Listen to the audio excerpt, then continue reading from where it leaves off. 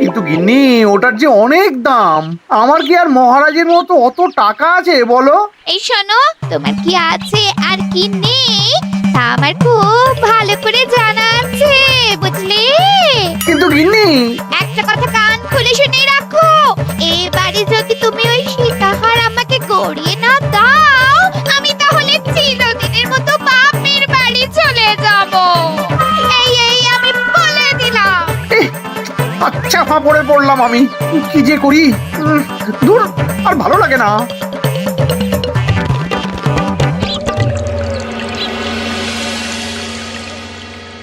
আজকে তোমাদের সকলের কাছে আমার একটা প্রশ্ন আছে। বলুন মহারাজ। আচ্ছা, ধরো তোমরা যদি এ রাজ্যের লোক না হতে, অন্য কোন রাজ্যের হতে, তাহলে তোমাদের কাছে কৃষ্ণনগর কেমন মনে হতো?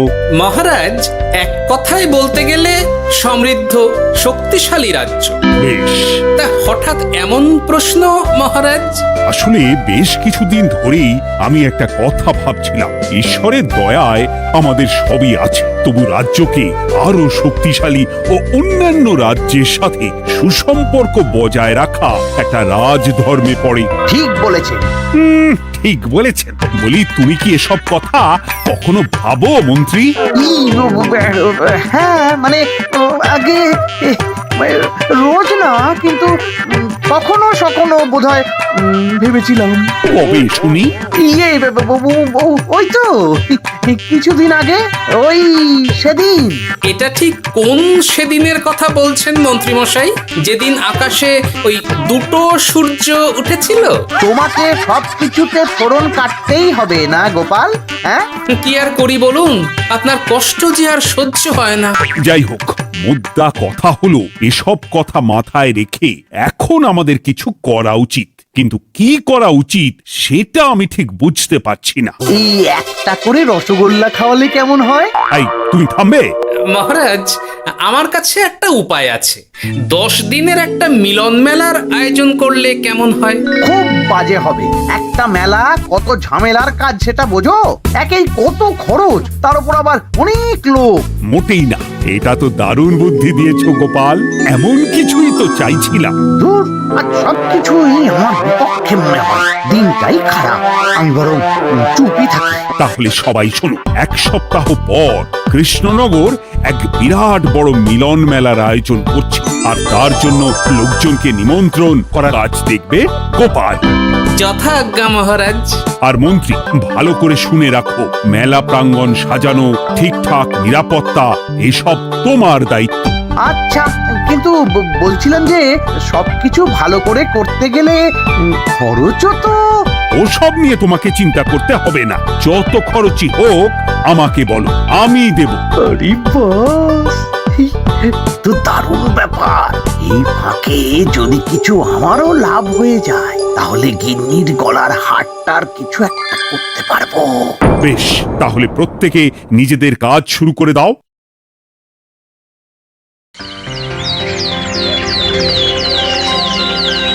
শোনো শোনো শোনো, 1 সপ্তাহ পর কৃষ্ণনগর মেলা প্রাঙ্গণে অনুষ্ঠিত হতে চলেছে 10 দিন ব্যাপী মিলন মেলা। সকল গ্রামবাসীকে এই মেলায় আসার জন্য আমন্ত্রণ জানানো হচ্ছে। শোনো শোনো শোনো।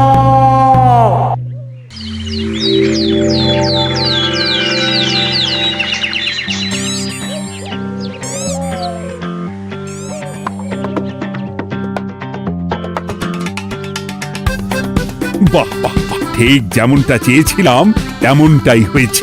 আর এসব কিছুর জন্য আমি গোপালকে ধন্যবাদ জানাতে চাই। কি যে বলেন মহারাজ, এই কৃষ্ণনগর তো আমার নিজেরই পরিবার। সেসব আমরা খুব ভালো করেই জানি গোপাল। আদিক্ষেতা একেবারে উতলে পড়ছে। এসব দেখে গা জ্বলে যায়। তোমার এই এত ভালো বুদ্ধি দেওয়ার জন্য আমি তোমাকে 50টি স্বর্ণমোহর উপহার দিতে চাই। এটা কি হলো? এরকম হলে কিন্তু আমি খেলবো না। কেন মন্ত্রী, তোমার আবার কি হলো? আমিও তো মেলার আয়োজন করেছি, তাহলে গোপাল একা কেন উপহার পাবে? সে তো মেলার জন্য অনেকেই কাজ করেছে, কিন্তু আসল বুদ্ধিটা তো দিয়েছে গোপালই। মন্ত্রী মশাইয়ের বোধহয় খুব হিংসা হচ্ছে। ঠিক আছে মহারাজ, আপনি বরং এই উপহার সকলের সাথে ভাগ করে দিন। না গো, কোনো ভাগ চাই না। তোমার উপহার তুমিই রাখো। যত সব।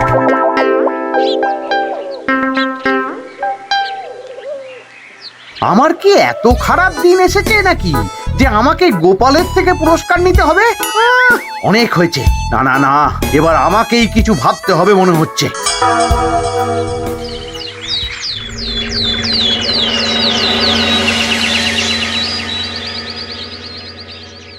আমার আমার সব শেষ হয়ে গেল গো, সব শেষ হয়ে গেল। এবার এবার আমার কি হবে? মহারাজ, মহারাজ কিছু একটা করুন, মহারাজ কিছু একটা করুন। চিন্তা করো না, আমি দেখছি। যারা দোষী তারা শাস্তি পাবেই। কি শুরু হলো বলো তো হঠাৎ করে? এত বড় বড় চুরি ডাকাতি হয়ে গেল, অথচ কেউ কোনো টেরই পেল না। হ্যাঁ মহারাজ, আসলে রাতের বেলা যখন সবাই ঘুমিয়ে থাকে তখন এই চুরি ডাকাতিগুলো হয়, তাই কেউ কোনো শব্দ পায় না। ভালো করে অনুসন্ধান করো, যে বা যারা এই কাজ করছে তাদের যত তাড়াতাড়ি সম্ভব ধরে ফেলতে হবে, নইলে তো আমাদের প্রজাদের অনেক ক্ষতি হয়ে যাচ্ছে। হ্যাঁ মহারাজ, আপনি কোনো চিন্তা করবেন না। কোথায় আনন্দ করে সব প্রজারা মেলা ঘুরবে তা নয়, আবার এই উটকো ঝামেলা। একটা কথা বলছি, কিছু মনে করবেন না। আসলে এই ঝামেলার কারণ হলো গোপাল। আমি ঠিক জানতাম কোনো না কোনো ভাবে আপনি আমাকে দোষ দেবেন। সত্যি তো, এসবের সাথে গোপালের কি সম্পর্ক? ওরই তো সম্পর্ক আছে মহারাজ। মেলা শুরু হলো আর তার সাথে চুরি ডাকাতিও। আর যদি গোপাল মেলার বুদ্ধিটা না দিত তাহলে রাজ্যে এত চুরি ডাকাতিও বাড়তো না। মানছি মন্ত্রী মশাই, মেলার বুদ্ধিটা আমার, কিন্তু মেলার নিরাপত্তা রক্ষা তো আপনার দায়িত্ব ছিল। যদি মেলা থেকেই এই ঝামেলা শুরু হয় তাহলে তো আপনার কাজেও ফাঁক আছে। মুখ সামলে কথা বলো গোপাল। আহ, তোমরা একটু থামবে? এখন নিজেদের মধ্যে ঝামেলা করার সময় নয়। সবাইকে একসাথে কাজ করে আসল চোর ডাকাতদের ধরতে হবে, তারপর বোঝা যাবে কার দোষ ছিল আর কার নয়। আগে মহারাজ।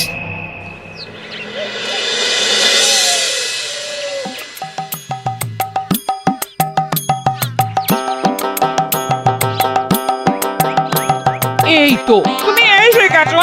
তাড়াতাড়ি মুখ হাত ধুয়ে বসো, তোমার জন্য একটা জিনিস এনেছি। বলো কি জিনিস? আরে আরে একটু অপেক্ষা করোই না, আমি আনছি। হ্যাঁ বেশ, আনো তাহলে। এই নাও, খাও। মিষ্টি দই। হ্যাঁ গো, খেয়ে দেখো তো কেমন। দারুণ সুন্দর স্বাদ তো গিন্নি। কোথা থেকে এনেছো? ভালো, মেলা থেকে এনেছি। ও জানো, বিনা পয়সায় গো। বিনা পয়সায়? তা কে দিল শুনি? আমি সুজন দইওয়ালা, বড় ভালো ছেলে। শুধু আজ নয়, ও রোজই মানুষকে ভালোবেসে না বিনা পয়সায় দই খাওয়ায়। হ্যাঁ বাবা, বেশ অবাক করা কাণ্ড। আসলে সুজনের দেশের বাড়িতে অনেক জমি জমা, গরু মোষ আছে। ও তাই বলে ওর টাকা পয়সার নাকি কোনো দরকার নেই, তাই ও বিনা পয়সায় খাওয়ায়। হ্যাঁ বুঝলাম। বাবা, খুব ঘুম পাচ্ছে এখন। ও গিন্নি, শোনো না, আমি বরং একটা ঘুম দিই এখন, বুঝলে? তুমি বরং বিকেলে আমায় একটু ডেকে দিও, ওর কাজ আছে। আচ্ছা বেশ। তোমাদের জন্য সেটাই ভালো, কারণ এমনিতেই মহারাজ চোর ডাকাত ধরার জন্য প্রহরীর ব্যবস্থা করছে পুরো রাজ্যে। না না না, সে নিয়ে আপনি চিন্তা করবেন না।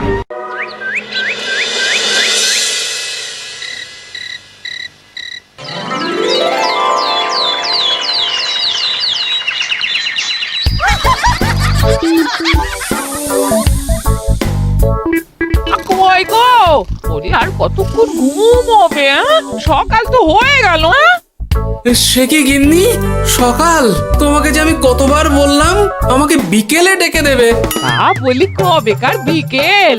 গতকালে না আজকে? তা তোমার বুদ্ধিতে কি বলে গিন্নি? আমার বুদ্ধি নিয়ে কথা বলো, আগে নিজের ঘুমকে দেখো।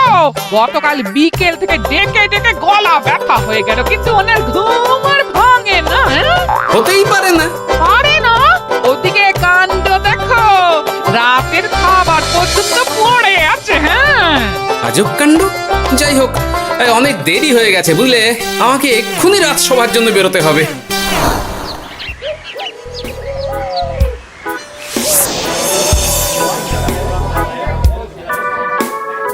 বাবা, এত ভিড় কি আছে এখানে? একটু কাছে গিয়ে দেখি তো। সত্যি সত্যি ভাই সুজন, তোমার হাতে জাদু আছে। এত সুন্দর মিষ্টি দই, এ স্বাদ ভোলার নয় ভাই। আচ্ছা, তাহলে এই হলো সুজন দইওয়ালা। ভালো মিষ্টি দই আছে, নেবে নাকি গো? পয়সা লাগবে না। জানি তো, সত্যি দারুণ স্বাদ এই দইয়ের। আমি খেয়েছি তো। তবে আজ নেব না গো, কাল এসে নিয়ে যাব। আচ্ছা আচ্ছা আচ্ছা।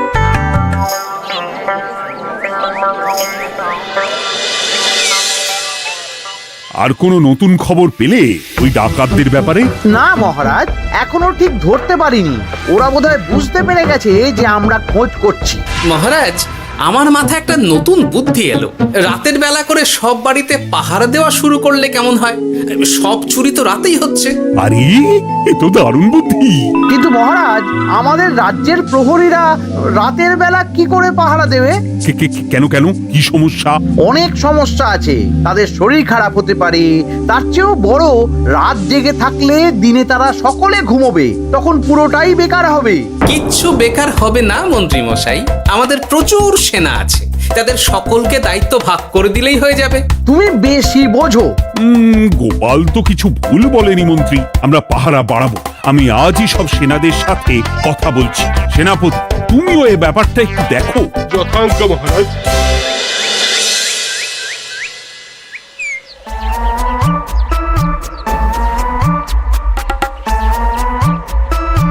চোর ডাকাতদের ধরার জন্য যদি একটা সূত্রের হদিশ পাওয়া যায় তাহলেই কেল্লা ফতে, কিন্তু সেটাই পাওয়া যাচ্ছে না বলেই এত সময় লাগছে। আরে, ওটা মন্ত্রী মশাই মনে হচ্ছে না? আড়ালে দাঁড়িয়ে এরকম কার সাথে কথা বলছে? এবার আমি যা বলছি ভালো করে শোনো। আজ রাতে মেলার পিছনের দিকে যে মাঠটা আছে সেখানে চলে এসো। বাকি কথা ওখানেই হবে। এই জায়গা নিরাপদ নয়। বেশ রহস্যজনক ব্যাপার। মেলার পিছনের মাঠ বললো না? রাতে আমাকেও দেখতে হবে কি হয় সেখানে।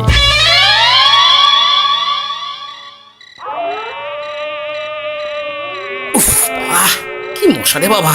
কখন থেকে দাঁড়িয়ে আছি, মন্ত্রী মশাইয়ের পাত্তা নেই কেন?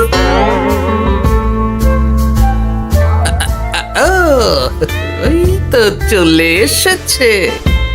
এই যে আমার সোনার হারটা কই? হ্যাঁ, ওই পই করে বলেছিলাম আমার ওটা চাই।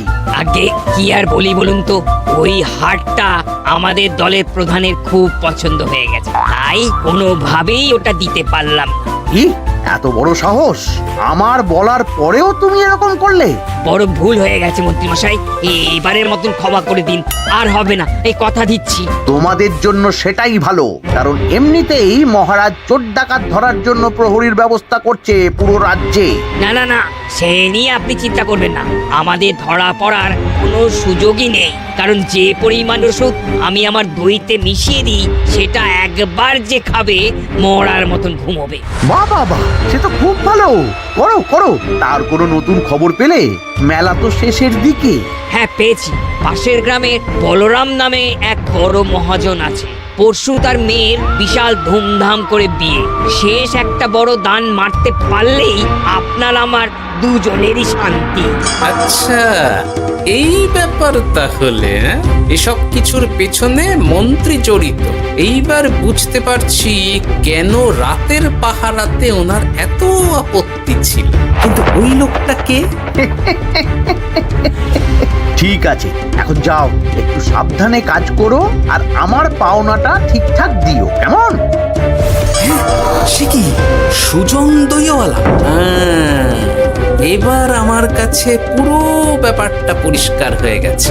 না, কালই মহারাজকে সব জানাতে হবে, আর এদের হাতে নাতে ধরার জন্য একটা উপায় ভাবতে হবে।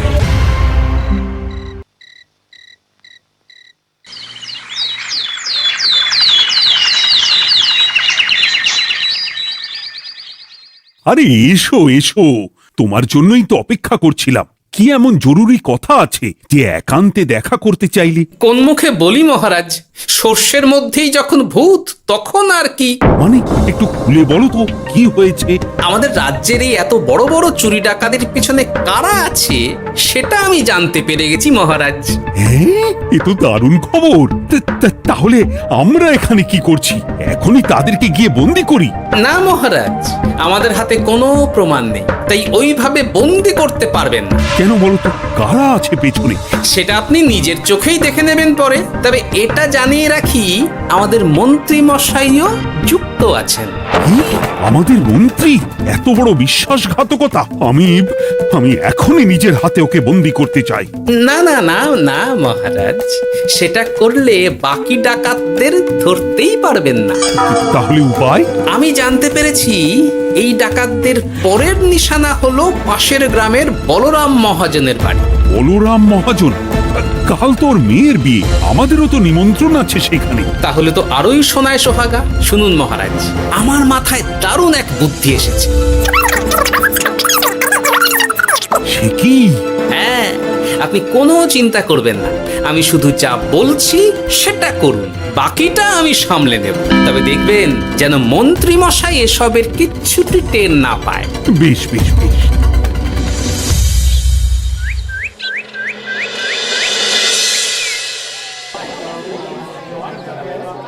আর তো কিছুক্ষণ, এরপরেই তো সন্ধে নামবে।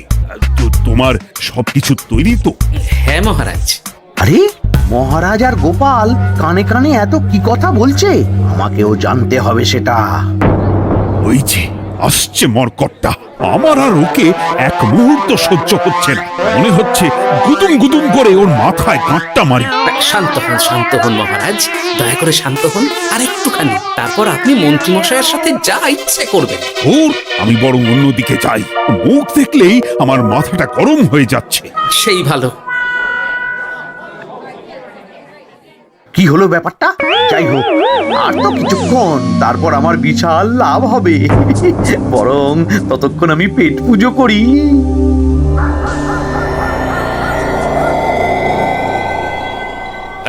যা যা দামি জিনিস আছে সব দিয়ে দে। এই তো খেলা শুরু। এবার আর আমায় পায় কে?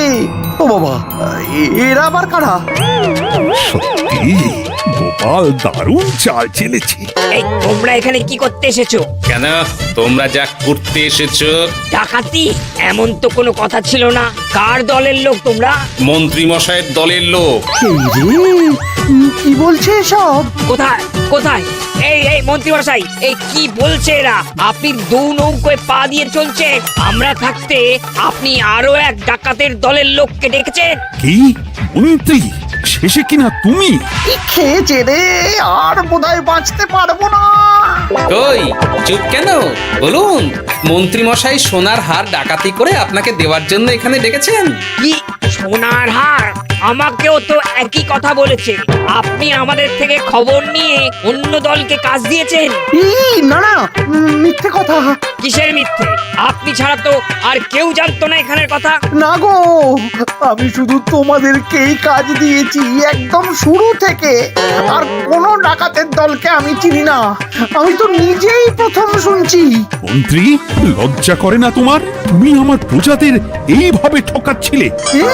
ইয়ে মানে মহারাজ আমি আসলে অনেক হয়েছে মন্ত্রী মশাই, আপনি ধরা পড়ে গেছেন। প্রহরী, বন্দি করো সবাইকে, আর মন্ত্রীকেও। আমাকে ক্ষমা করে দিন মহারাজ, আমি ইচ্ছা করে এটা করিনি। আসলে আমার গিন্নি কদিন ধরেই মহারানীর সীতাহারের মতো দেখতে হার বায়না করেছে। তার জন্য তুমি নিজেদের লোকেদের থেকেই চুরি করবে? আর কি করব বলুন, এক সপ্তাহের মধ্যে হার না দিলে বাড়ি ছেড়ে চলে যাবে বলেছে। তাই আমি এখন আপনি যেটা করেছেন সেটা যদি আপনার গিন্নি জানতে পারে তাহলেও বাড়ি ছেড়ে চলে যাবে। শাস্তি তো তোমাকে পেতেই হবে মন্ত্রী। আয়, কে আছো? শোনো, মন্ত্রীকে মুখে কালি মাখিয়ে গাধার পিঠে বসিয়ে সারা রাজ্য ঘোরাও, এটাই ওর যোগ্য শাস্তি। আর গোপাল, তোমার বুদ্ধির প্রশংসা করতেই হয়। তোমার পুরস্কার আমি কাল রাজসভায় দেব।